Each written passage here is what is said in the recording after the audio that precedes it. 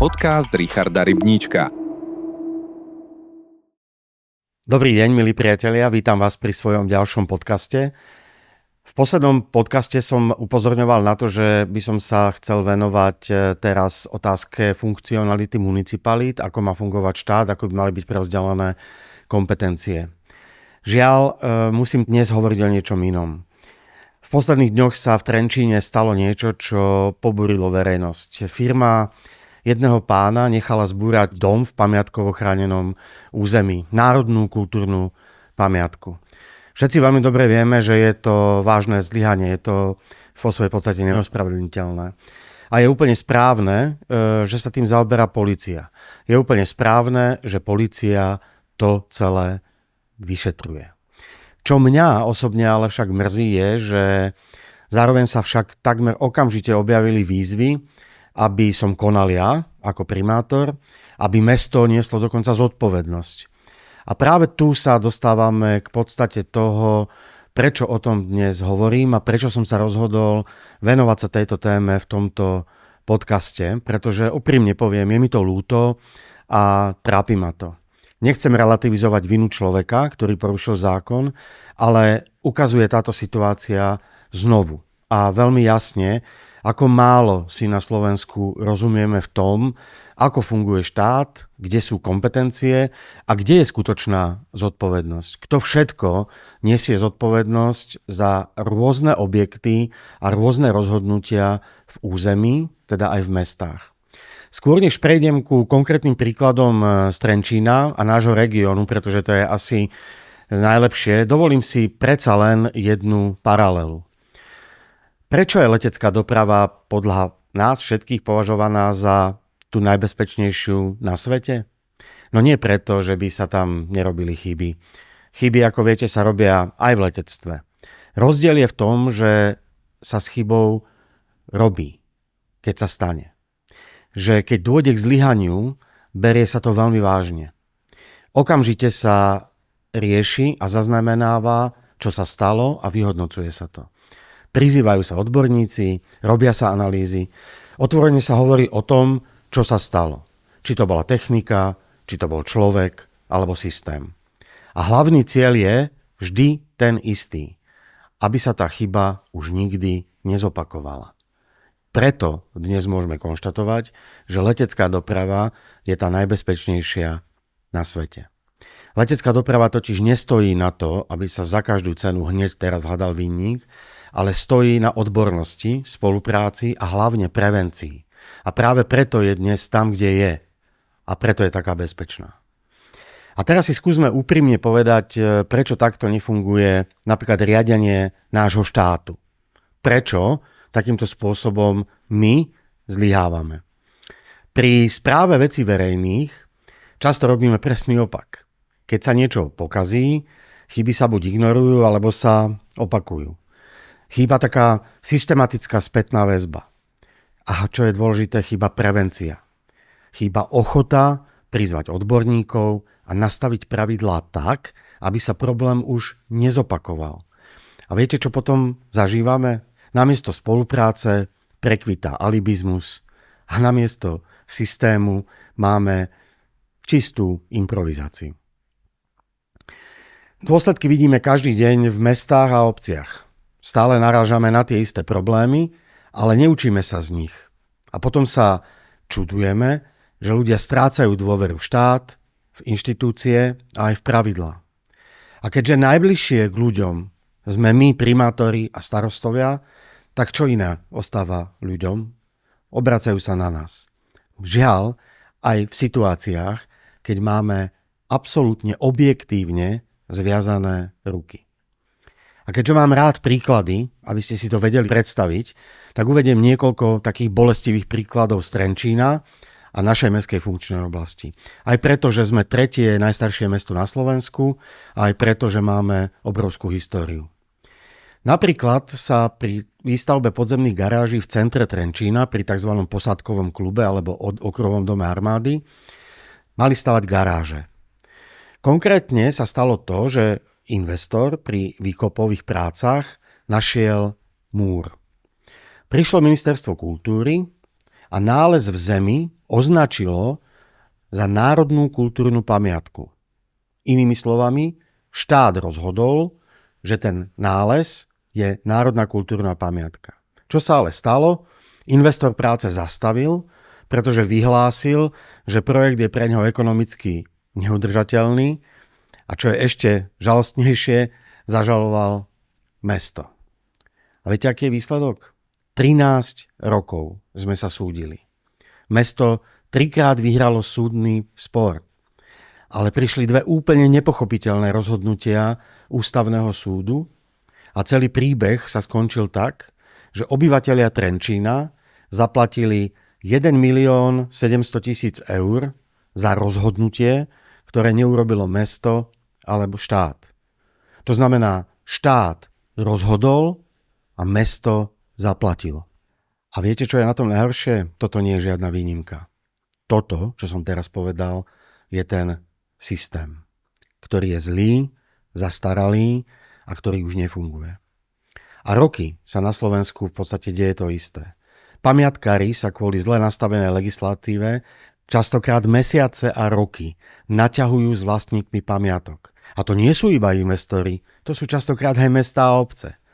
Často nám všetkým nariadujú riešenia, ktoré tie rekonštrukcie napríklad šialene predražujú o milióny eur. Nie o tisícky, o milióny.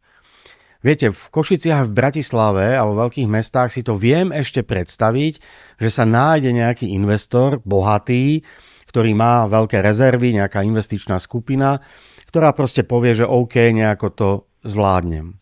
No ale nie všetky mestá na Slovensku sú tak ekonomicky silné ako napríklad Bratislava a Košice. V takých mestách ako je Trenčín a ďalšie mestá sú takéto veci častokrát úplne nereálne. Ani kúpna sila tohto mesta a ani sila investorov v tých menších mestách alebo stredne veľkých mestách nie sú na takej úrovni, aby si dokážali navyšovať rozpočty o milióny eur. A kým sa medzi sebou doťahujú pamiatkári s tými majiteľmi budov, najmä s tými investormi, lebo opakujem, to trvá mesiace až roky, no tak čo sa deje? Budovy chátrajú. Až do momentu, keď je narušená statika. Alebo sa potom rovno tie budovy zrútia. Mimochodom, Trenčín má aj túto skúsenosť. V roku 2003 sa zrútilo 30 metrov hradného brala na našom Trenčianskom hrade. Tých 1100 tón sute sa zrútilo priamo na chodník pod hradom. Chvala Bohu, sa vtedy nikomu nič nestalo. Ďalší príklad. Nie z Trenčína, ale z Trenčianskych Teplíc. Pozrime sa na liečebný dom Machnáč. Jednu z najvýznamnejších modernistických stavieb nie na Slovensku, ale v Československu. Roky rokúce je národnou kultúrnou pamiatkou. Každý, kto chodíme do Teplíc, okolo nej chodíme. Je to naozaj krásna budova. Roky sa vedú spory, kontroly, rozhodnutia a odvolania. Nedokáže sa nikto dohodnúť so súkromným investorom. A aký je výsledok? Stav Machnáča je dnes horší než kedykoľvek predtým. A vymožiteľnosť práva je absolútne mizerná. A zodpovednosť rozptýlená. A mesto Trenčianske Teplice bezmocné. A primátorka mesta je v tejto situácii prakticky bez akýchkoľvek reálnych nástrojov. Hoci práve na ňu sa verejnosť často pozerá ako na tú, ktorá má konať. Tak si predstavte, ako sa taký primátor alebo primátorka môže cítiť. Zúfalo, bezmocne a otvorene poviem častokrát aj poníženie. Ja to nezažívam prvýkrát. Uvediem príklad rozsiahleho priemyselného areálu Meriny, ktorý je v tesnom dotyku s centrom Trenčína. Po jeho privatizácii Mečiarovou vládou v 90. rokoch minulého storočia mnohé jeho budovy naozaj chátrali. A verte mi, nikto, ani štát, ani pamiatkári, ani mesto a dokonca ani jeho aktivisti nepodávali návrh na jeho vyhlásenie za národnú kultúrnu pamiatku. To znamená, že areál Meriny a jej budovy neboli národnou kultúrnou pamiatkou desiatky rokov. Sám som ako primátor chodil častokrát okolo tých budov a hovoril som si, bože, už niekto niečo s tým spraví. Je to hanba a zvonku to vyzeralo veľmi zle. A potom som sa dozvedel, že investor iný investor chcel od majiteľa Meriny kúpiť časť budov a postaviť tam niečo úplne iné. A čuduj sa svete, po 25 rokoch, keď toto vlastník Meriny urobil a rozhodol sa predať časť areálu týchto zanedbaných budov, tak sa zrazu zobudili záchrancovia pamiatok, rôzni aktivisti, ministerstvo kultúry, totálny chaos, samé emócie, štát, ten bol úplne bezmocný, chodil sa sem pozerať na tieto zničené budovy, či vôbec majú ešte nejakú hodnotu, pretože boli tiež pod tlakom verejnosti. A nakoniec to bolo veľmi aj nepríjemné pre to ministerstvo kultúry aj pre nás všetkých, pretože zrazu všetci tí, ktorí okolo toho 20 rokov alebo 30 rokov chodili, začali tvrdiť, že aká je to obrovská hodnota, pričom opakujem, nebola to žiadna národná kultúrna pamiatka. A nakoniec, keďže som hovoril tak o takom alibizme, hovoril som o tom, že sme výsledkom alibizmu, tak sa stalo to, že ministerstvo kultúry jednu jedinú budovu vyhlásilo za národnú kultúrnu pamiatku. A viete, čo je absolútny paradox? Vyhlásili takú budovu za národnú pamiatku, ktorú mimochodom odborníci, vďaka odbornému posudku na Ústave súdneho inžinierstva Žilinskej univerzity označili za nezachrániteľnú a nerekonštruovateľnú. Budovu, ktorá v podstate bola v absolútne deštrukčnom stave. A žiadnu inú nevyhlásili. Všetko ostatné nechali tak. Zbúralo až neskôr, keď už naozaj chodili veci o tom, že sa tam hrajú deti, že tam prespávajú bezdomovci a že im to ohrozuje život. Toto je zlyhanie štátu konať v správny čas. Ale rovnako si priznajme, že do veľkej miery to bolo v tom prípade, alebo v tomto prípade aj zlyhanie občianskej spoločnosti. Lebo častokrát dnes úplne bezhlavo vyčítajú Trenčínu, mne a mestu to, že sme nechali zbúrať úžasnú Merinu. Ale my sme nenechali zbúrať Merinu. A ešte, že národnú kultúrnu pamiatku. To žiadna národná kultúrna pamiatka 30 rokov nebola. A aj napriek týmto skutočnostiam sa to dnes používa ako moja zodpovednosť a necitlivosť k architektúre, čo ma uráža a čo úprimne musím povedať, nie je pravda. Je to čistá lož.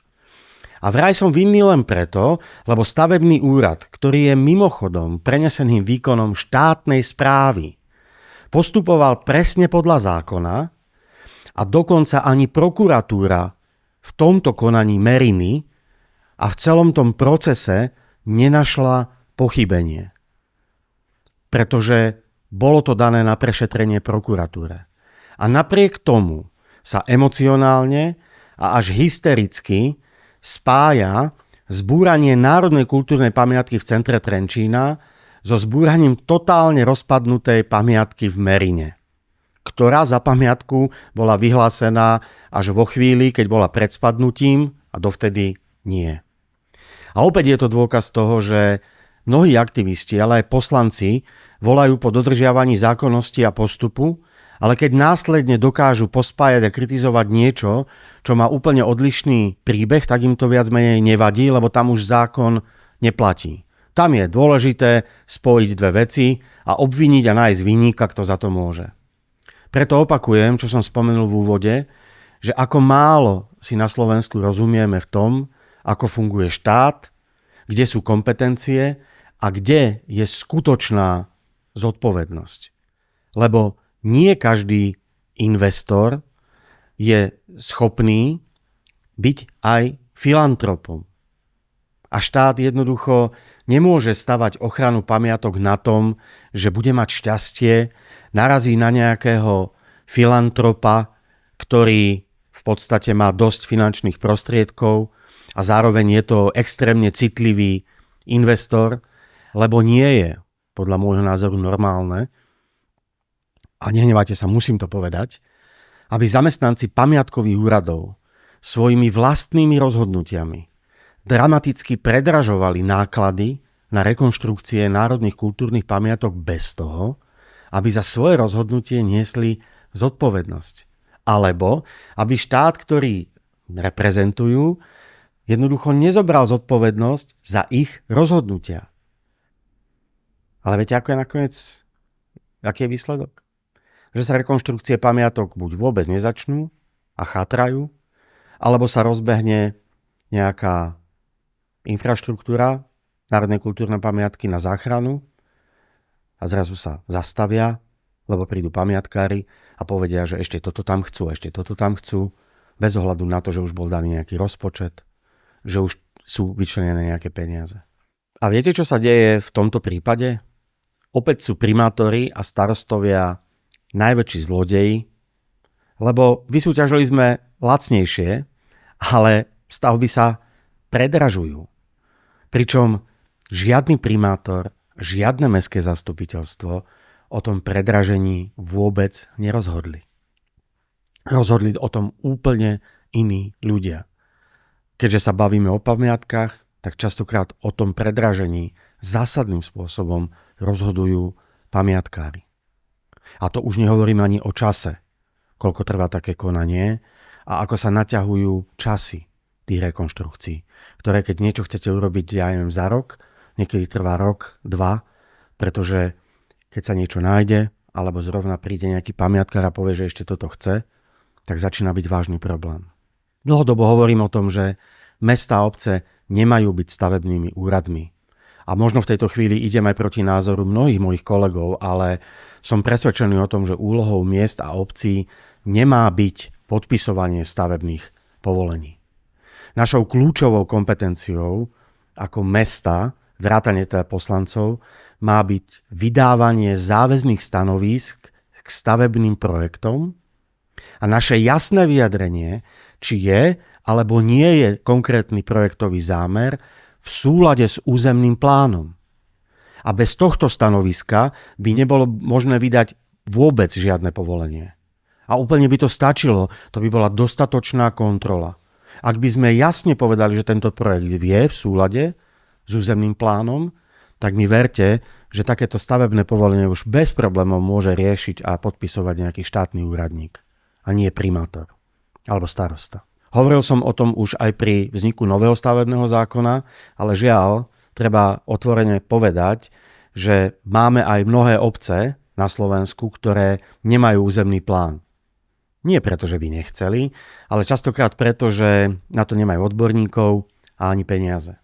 Aj to je dôsledok zle nastaveného systému verejnej správy, o ktorej hovorím. No a potom sa deje to, že samozrejme ten starosta, keďže nemá územný plán, jeho najväčšia moc v tej obci je, keď niekomu nepodpíše stavebné povolenie. A niektorí sa tej moci tohto typu, bohužiaľ, zbavujeme neradi. A podľa mňa toto, v tomto prípade, je to chyba.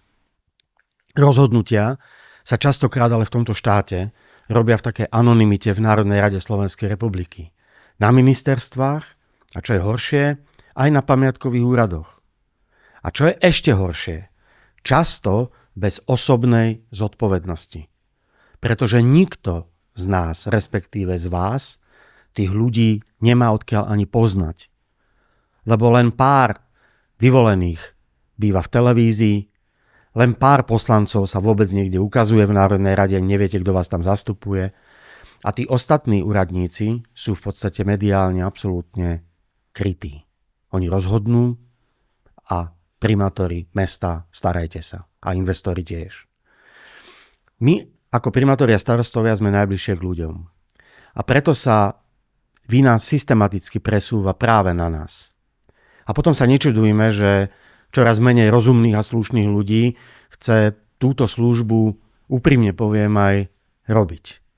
Lebo keďže sa vytvára dojem, že za všetko v meste môže primátor alebo v obci starosta a pritom je úplne jedno, že rozhodnutia robia iní, ktorých nikto nepozná, ale ktorých rozhodnutia zásadne ovplyvňujú rozvoj miest a obcí, tak vám otvorene poviem, že bude to problém.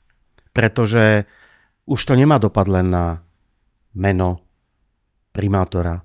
Častokrát to dopadá na rodiny, na okolie. A je to hlavne nespravodlivé. Pretože za to, že napríklad chátrajú štátne budovy v mestách, za to, že chátrajú častokrát štátne cesty alebo regionálne cesty na územiach miest, alebo často, že chátrajú iné objekty v mestách, ktoré nepatria mestu, ale viete, kto je za to vinný? Hádajte. No primátori a starostovia.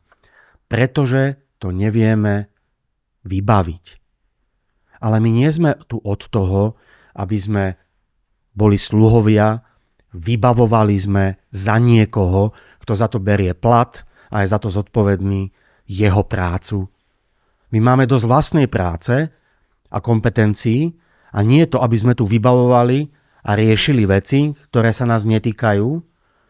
My vieme, ako by sme ich dokázali vyriešiť. Nebojte sa, my tie riešenia máme. Problém je, že nemáme kompetenciu a nemáme ani financie na toto riešiť. A preto je nevyhnutné, a stále do kolečka to budem opakovať, je nevyhnutné dokončiť reformu verejnej správy. Lebo ak budeme ďalej fungovať takto, tak to, čo dnes považujeme za šok, napríklad zbúranie národnej kultúrnej pamiatky, sa môže stať v podstate normálnym riešením. A to by bola pre mestá, obce, ale otvorene poviem aj kultúrne dedičstvo, tichá, ale fatálna prehra. Ale nechcem tu hovoriť len o negatívnych veciach. Chcem povedať aj niečo pozitívne. Trenčín je európske hlavné mesto kultúry. A plne si tento titul zaslúži. Pretože v Trenčíne sa nám napriek všetkým systémovým problémom darí obnovovať množstvo krásnych budov a národných kultúrnych pamiatok. Aj vďaka titulu Európske hlavné mesto kultúry Trenčín 2026. Aj vďaka spolupráci európskych, regionálnych, mestských, ale aj súkromných zdrojov od investorov. Máme za sebou konkrétne výsledky. Kultúrno-kreatívne centrum Hviezda. Pozrite sa, jedna nádherná funkcionalistická budova, zrekonštruovaná za viac ako 8 miliónov eur. Obchodná akadémia Milana Hodžu, do ktorej investoval Trenčiansky samosprávny kraj. Krásna funkcionalistická budova. Bývalá budova Slovenskej sporiteľne na Mierovom námestí, ktorú rekonštruuje za viac ako 7 až 8 miliónov eur súkromný investor. My skoro za 5 miliónov rekonštruujeme župný dom. A ako mesto prispievame napríklad aj na obnovu synagógy a mešťanského domu pod Farskými schodmi. Mnohé trenčianske rodiny obnovujú pamiatkové domy v centre mesta. Obnovili sme pešiu zónu, Mariánske námestie, námestie svätej Anny, ulicu 1. mája. Obnovuje sa Trenčiansky hrad. Kraj rekonštruuje knižnicu, pripravuje rekonštrukciu galérie Miloša Alexandra Bazovského. Zrekonštruovali sme hradný nápis na skale a ďalej by som mohol pokračovať. Sú to desiatky miliónov eur, ktoré dnes reálne menia Trenčín na ešte krajšie historické, ale zároveň moderné európske mesto. A spochybňovať tento fakt emocionálne zbúraním jednej pamiatky nie je správne. Ale áno, zostali sme v šoku z konania firmy, respektíve rozhodnutia jedného človeka. Nič to ale nemení na tom, že Trenčín ide ďalej. Ten človek síce poškodil mesto, ale nezničil ho.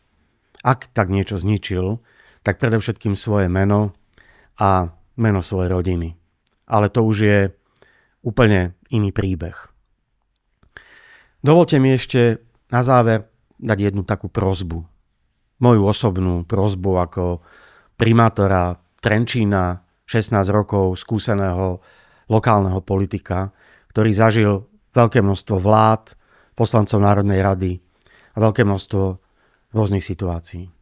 Chcel by som poprosiť poslancov, ktorí sedia v Národnej rade Slovenskej republiky a zároveň sú napríklad mnohí aj poslancami napríklad v Trenčianskom krajskom zastupiteľstve alebo v iných krajských zastupiteľstvách, aby sa tejto téme začali vážne venovať. Prosím vás, úprimne, prestaňte riešiť seba. Prestaňte riešiť to, že či niekoho budete stíhať alebo brať mu plat preto, lebo vás urazí, alebo vám niečo povie, čo sa vás dotkne, alebo niečo podobné. Neriešte nejaké statusy a nejaké vyhlásenia. Pracujte. Prosím vás, pracujte napríklad tak, že budete interpelovať ministerku kultúry v Národnej rade Slovenskej republiky a položíte jej úplne jednoduchú otázku. Čo s tým budeme ďalej robiť? Čo budeme systémovo robiť s ochranou pamiatok na Slovensku? Pretože keď to takto pôjde ďalej, na jednej strane mnohé zachránime, ale o mnohé prídeme. A nech je príklad z Trenčína, ale aj z Trenčianskych Teplíc príkladom toho, že kde a prečo štát a pamiatkové úrady zlyhávajú pri ochrane kultúrnych pamiatok. Nech sa pomenúvajú chyby a hľadajú sa riešenia. Viete, my ako primátori a starostovia vieme nielen pomenovať ten problém, my častokrát máme aj riešenie. Tak ako som už aj povedal. My vieme, čo by sme mali s tým robiť. Ale nevieme príjmať zákony. Nemáme zákonnú legislatívnu iniciatívu a nemáme ani politickú silu, aby sme ich presadili. Toto je úloha politických strán a poslancov Národnej rade Slovenskej republiky. Tam je zodpovednosť za to, ako je systém nastavený. Musíme prestať hľadať skrátky a začať vyžadovať zodpovednosť tam, kde naozaj patrí. A u tých, ktorí ňou naozaj aj disponujú. Častokrát sú to štátni úradníci. Častokrát sú to poslanci Národnej rady. Častokrát sú to neviditeľní ľudia. Ale zodpovednosť za ich rozhodnutia voči verejnosti potom nesú starostovia, primátori a poslanci mestských a obecných zastupiteľstiev. A nie je to fér. Takže, milí priatelia, dovoľte, aby som na záver iba povedal, že reforma verejnej správy je absolútny kľúč. Zjednodušenie procesov aj v ochrane pamiatok, zjednodušení systému by nám pomohlo tie pamiatky chrániť efektívnejšie a lepšie. A ja vám na záver hovorím, že my ako Únia miest Slovenska, ja ako primátor Trenčína po tejto smutnej skúsenosti zbúranej pamiatky, dokonca v necitlivom čase, keď sme Európske hlavné mesto kultúry, nás bude inšpirovať k tomu, aby som navrhol riešenie, ktoré takýmto búraniam zabráni. A veľmi, veľmi prosím poslancov Národnej rady, aby sa týmto riešením, s ktorým o pár týždňov prídeme, aj zaoberali. Budeme na tom podobne, ako som spomínal, ako je letecká doprava. Potrebujeme byť najbezpečnejší a najspoľahlivejší. A dúfam, že takto sa nám to podarí aj v téme ochrany národných kultúrnych pamiatok na Slovensku. Ďakujem vám veľmi pekne za vašu priazeň. Ďakujem, že stále viac a viac vás pozerá môj podcast. Ďakujem, že mi píšete. Potreboval som sa takýmto spôsobom vyjadriť, pretože ma to naozaj trápi a častokrát som bol atakovaný tým, že čo som tomu nezabránil, prečo som to urobil. Hľadajú sa tu vinníci v políciách, štátnej, mestskej a neviem jakej, ale toto nie je fér. Snažil som sa popísať, kde ten problém je. Na budúce sa už vrátim k municipalitám, na budúce sa už vrátim k tomu, čo spolu sme riešili už aj predtým a napríklad aj tam, v týchto príkladoch uvidíte, ako je dôležité, aby sa financie a kompetencie presúvali bližšie k ľuďom. Lebo tam, kde ľudia žijú, tí si dokážu najlepšie spravovať svoje územie. Ďakujem vám za pozornosť, prajem vám všetko dobré a vidíme sa opäť pri ďalšom podcaste.